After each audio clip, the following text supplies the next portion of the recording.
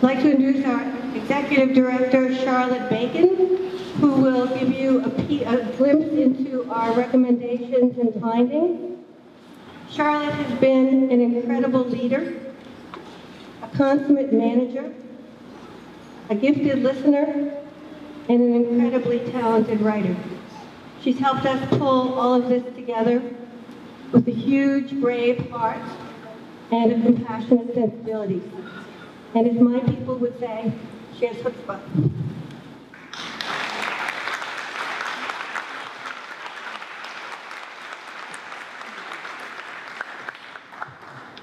Thank you all so much for being here. I'm going to share an overview now with you of the findings and recommendations. As the film you've seen just attests, images offer a powerful method for sharing a story. And now, as I share this overview, I'd like to consider other ways to hold a narrative. We could flash graphics on the screen or give you lists of statistics. And the numbers do tell part of this history, and powerfully.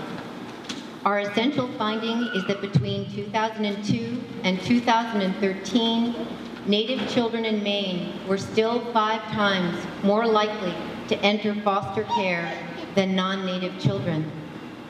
In addition, federal reviews in 2006 and 2009 revealed that up to 53% of children at intake did not have their Native heritage verified, meaning children who might be eligible for the Indian Child Welfare Act, or ICWA, were not identified, meaning it is likely that there are children in the state system who do not have access to this resource for connection and healing. Some more numbers. We can tell you we gathered 159 statements, more than 90 came from Native people, and more than 60 came from non-Native people. We can tell you we spoke with 78 others in 13 focus groups. We can tell you that more than 90% of statement providers wanted their statement archived and made accessible to the public. We might, with a little digging, be able to tell you how many tens of thousands of miles we traveled to hear truths.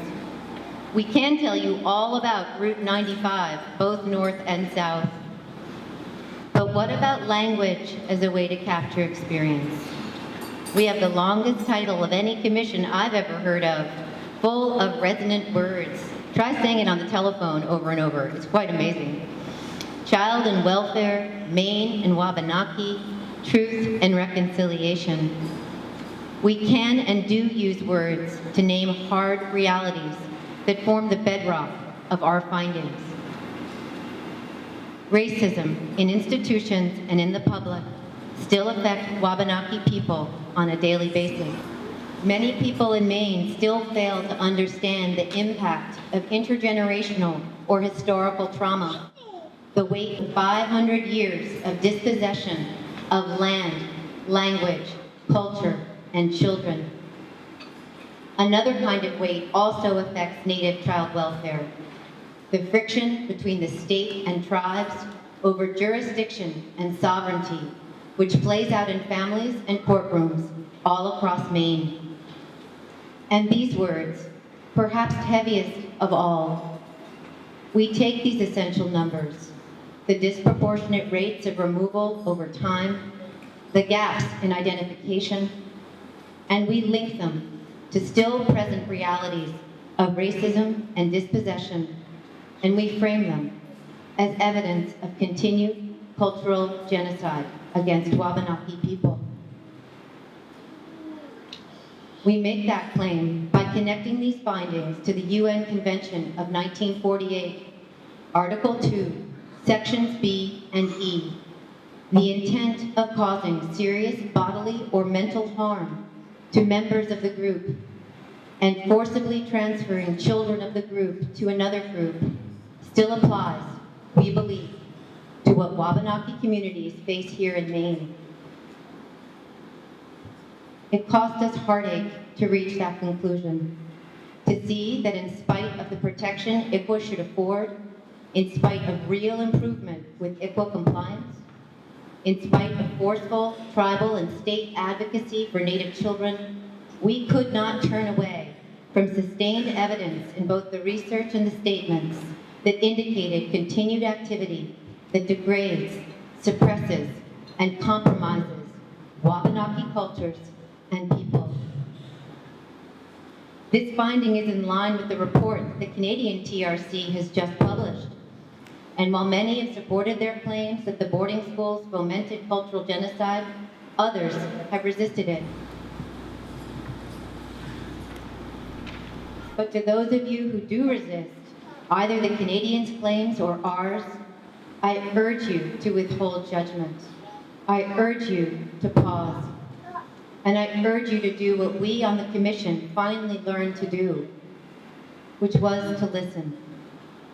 For all the talking we did, and we did a lot, what mattered far more was the listening. As Denise Altvader says in the film you just saw, they're going to believe you. I think that is so powerful. We'd like to tell you some of what we heard. Through 2 winters, cold even by Maine standards, on tribal land and in state office buildings, in church basements, tribal councils, people's homes, a prison, from people who are Wabanaki elders, from children formerly in care, from Native foster parents and tribal child welfare staff, tribal judges and lawyers, from incarcerated people, from current and former DHHS leadership and caseworkers, guardians ad litem, state judges and lawyers, non-Native foster and adoptive parents and service providers, from parents and grandparents, Wabanaki and non-Native.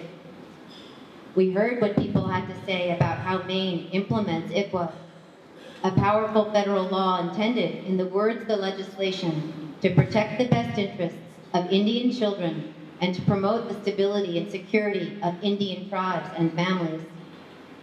But we soon realized it wasn't only ICWA people wanted to talk about.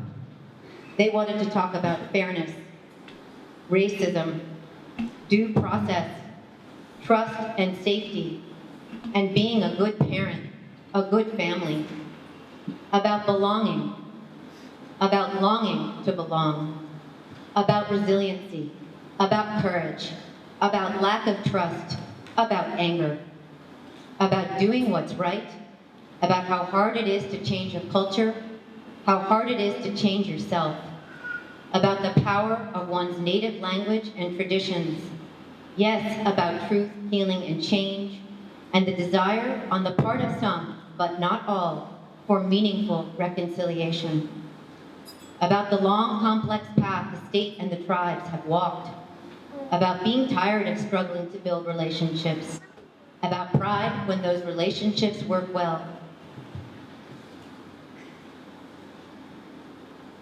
As a former DHHS administrator said, you have to have joint experiences. You have to go through joint struggles. You have to go through joint triumphs, and then it becomes more real. To all who spoke with us, we honor your bravery and your individual and collective voices, your history, and the burden that all of you have carried. We hope that the sharing of your truths has helped to ease that burden, though we know that sharing it has not ended it, because despite improvements, there is much work to be done.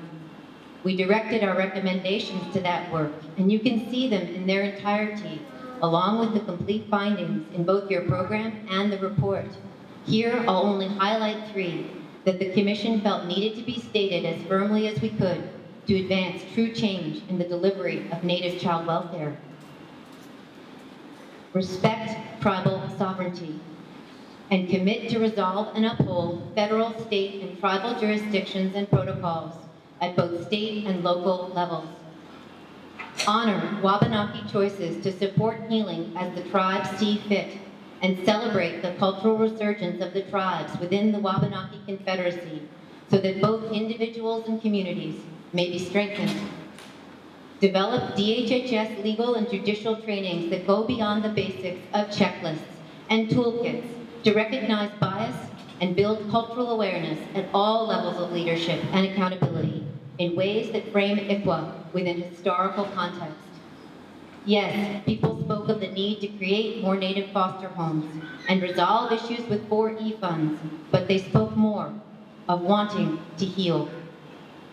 And in that spirit, I will end with some of those voices so that you too can hear what we did. So you too can feel the courage it took to start this conversation and to understand that our findings are embedded in these voices, which will live in me, I suspect, forever. From Native people who were once children in care, these are voices of the statement providers. I guess I just don't want it to happen to anyone else. You know, this has been a long road. And the biggest thing for me is the loss of identity. How people going from one world to another don't belong in either. They don't feel like they belong in either. And they treated me as an outcast because I was pulled from the circle, and every time I came back, instead of being in that circle, I was outside of it still. On the importance of being connected to Wabanaki culture as a child in Native foster care, this provider said, I knew I was a Wabanaki girl. I know I am a Wabanaki woman. This island is my home. There is no question about that. I've never not known where I belong in this universe. On the importance of Native culture in general from a Wabanaki chief. Whether we're talking about educational outcomes, whether we're talking about economic success, getting that cultural-based connection we're finding is equaling success in all those other areas. On history and how much it still matters. After the ice storm of 1998, one Wabanaki person recalled, donations started pouring in from various places, and we got a donation of blankets, a giant load of blankets. And when it came to the blankets, we couldn't give them away. Nobody would touch them. And even though it had been generations and generations before, people's memory was the last time we got gifted with blankets.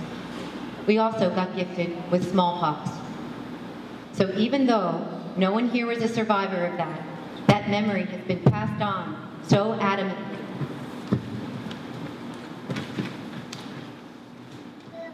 Be careful what gifts come here, because they could hurt you, and people remember that piece. Another Wabanaki person said, there's a history with white people, so as they come and approach you, you don't just see them, you see way behind them, and all the history that goes way back, and you're just saying, okay, now who is this person, and what is going to come out of this person's mouth before we can start trusting you?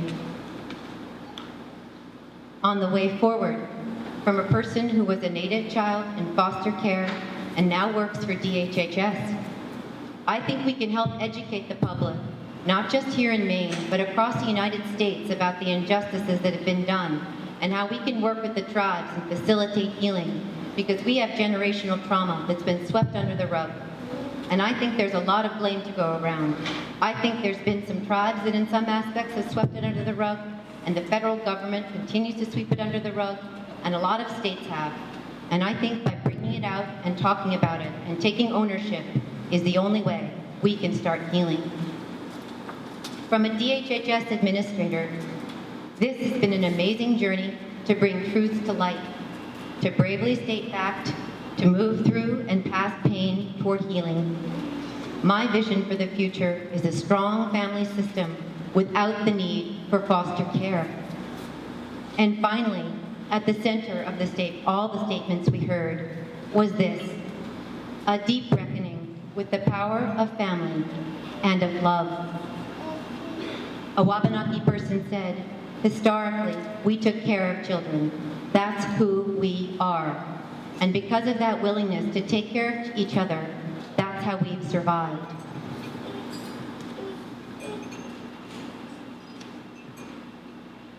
This person added, you know, the one thing I know to be true is that every parent I came in contact with loved their children. They really did. They really loved their children. They may not have had the best environment, but they really did love them. And from a Native foster parent, it's crazy the capacity you have to love when you're not even expecting to. If equity is to be achieved, that That is what this work will require. A crazy capacity to love, to hear and hold these findings, to implement recommendations as broad as respecting tribal sovereignty and taking training past the toolkit and into the marrow of who we want to be as people who work and raise our families here. This work will engage our minds, but more, it will engage our hearts if we are, together, going to create an environment that truly honors and respects the Wabanaki, the people of the Dawn, the people who were here first.